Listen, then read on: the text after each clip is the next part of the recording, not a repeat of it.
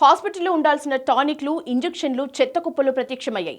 ఈ ఘటన జగిత్యాల జిల్లా ఎండపల్లి మండలం అంబారిపేటలో చోటు చేసుకుంది. ఈ టానిక్లు పీహెచ్సీ సిబ్బంది పడేసినట్లు ఆరోపణలు వినిపిస్తున్నాయి. రోగులకు ఇవ్వకుండా డంపింగ్ యార్డ్లో పడేయటంపై గ్రామస్తులు మండిపడుతున్నారు. ఈ ఘటనపై విచారణ చేపట్టి బాధ్యులపై తగిన చర్యలు తీసుకుంటామని డిఎంహెచ్ఓ తెలిపారు.